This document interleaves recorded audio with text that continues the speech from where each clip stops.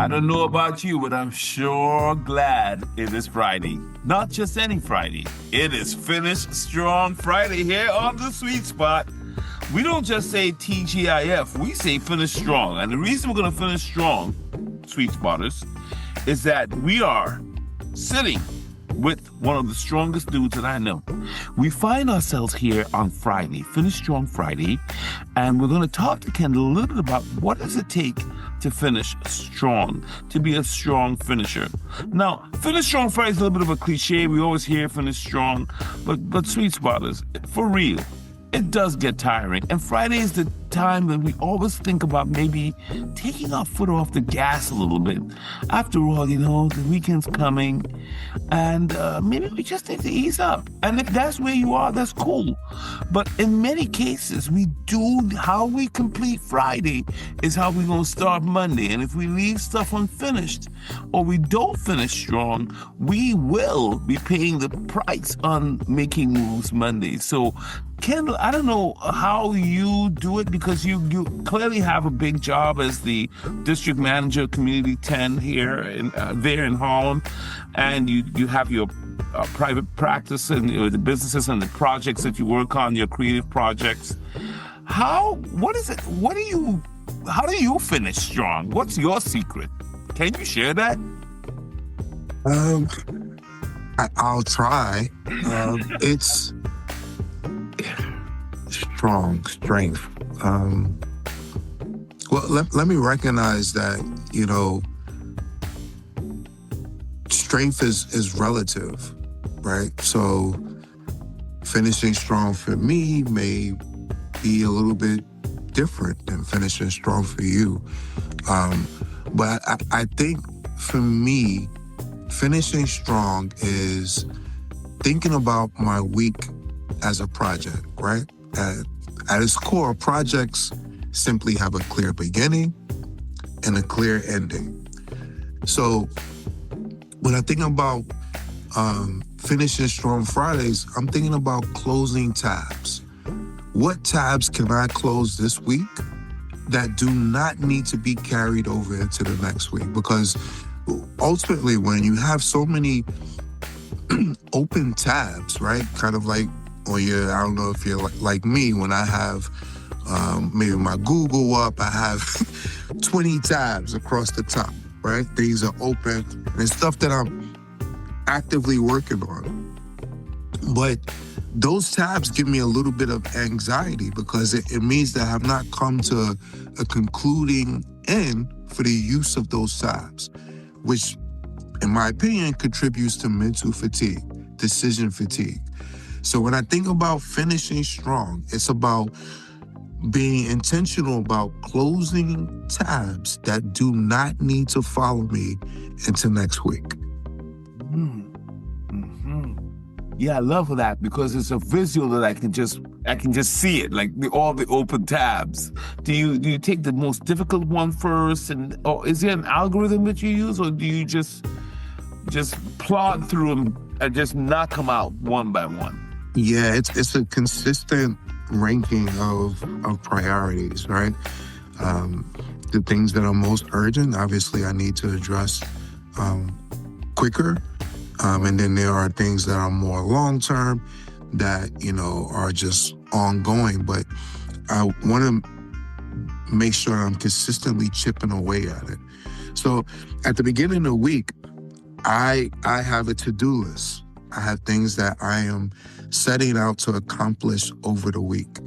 And I am going to check those things off before Sunday because that's the start of the new week.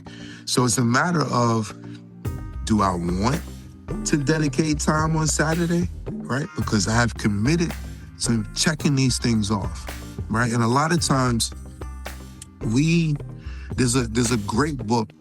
Well, I guess it's a pretty good book. It's called The 12-Week Year. The 12-week year. Oh, the 12-week year. Huh. Right? And what the author does is it challenges you to look at a week like a month. Right? To look at a week the way that you look at a month. And I'm guilty of this. The author basically says that a lot of us waste time because we give a deadline to something, right? And it's an arbitrary deadline. And we basically will take all of the time that we've given ourselves to execute it, even if it does not require it, right? So if I say I'm going to sweep my apartment by Sunday morning, it really only takes me maybe an hour at most to sweep my apartment. But by default, because I've given myself the deadline of Sunday morning, I will likely stretch it up to Sunday morning. Wow, that's so true, man. Wow. So, you know, when I think about finishing strong on Friday, because we need rest, we need rejuvenation, right? We need balance in our lives. Is there something that I can close off the tab on Friday and not carry into the weekend that is going to impact my rest, that is going to impact my time with family, restoration? Is there something that I can check off on Friday and be done with it versus carrying it over into the weekend or the next week? Yeah.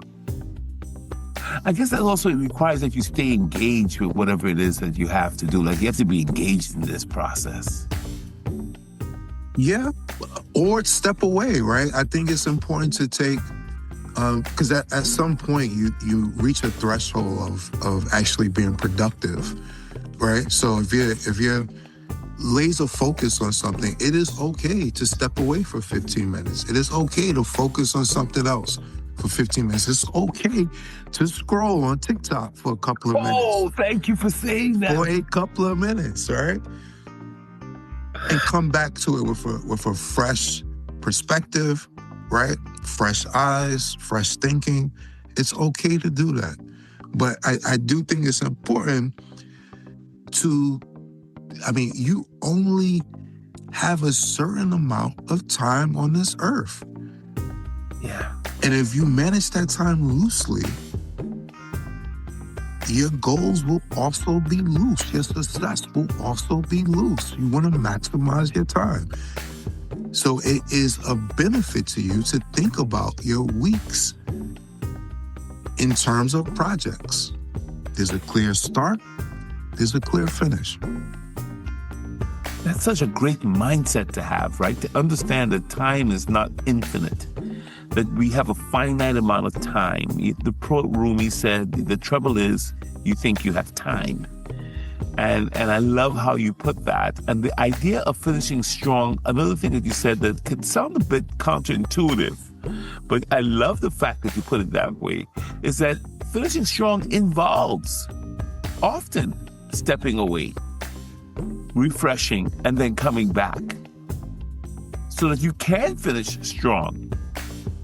Maybe we need a series of micro recoveries so that we can get back on the horse of perseverance, get back on the horse of commitment to get that done. I love how you framed that, because finish strong can be a bit of a hype line. But those of us who finish strong, to your point, have a deeper understanding of what it takes to disengage, to use your point, or to engage. But as you said, no matter what you do, ultimately you have to choose your standard over your mood. You have to choose, this is intentional, that you're going to close tabs. Yeah. That's just intentional. So go ahead, say that. If you don't have a process, you will default to your habits. And none of my habits Oh, brother, don't even go there. Serve me the way that I want to be served. So yeah. Right. Have a process. Yesterday we talked about trusting that process, and for some of us, not having a system, not having a process, not having a standard, not having an intention, not having a destination, to use what you shared with us on Monday. Remember, that could be part of the issue, and it could stop us from finishing strong. Wow. Was it Michael Jordan who said never, never, never give up? Well, somebody just said, maybe it was Churchill. Somebody said never, never give up. Limits are illusions. And part of it is that you have to recover. And I don't know, there's another quote that I like where it said, everything works again if you unplug it for a while, you know. Just be yourself, you know. So I think that this is a great way to wrap up Finish Strong Friday, KG.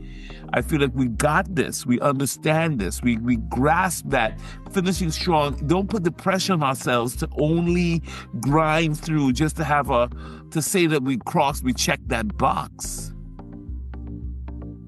Right? Right. Yeah. So for Science and for Soul and for Success, everyone listening, we are going to finish strong right now for Friday, so you can get to whatever it is that you have to do. If you're listening and you have a project that you have to finish, or you have something that you know that's an open tab, follow KG's very sage, very, very clear advice. Prioritize the tabs that you can close and see what you can sort of not take in to Monday. KG, thank you so much, brother. A pleasure. All right, buddy, I'll see you. Take care.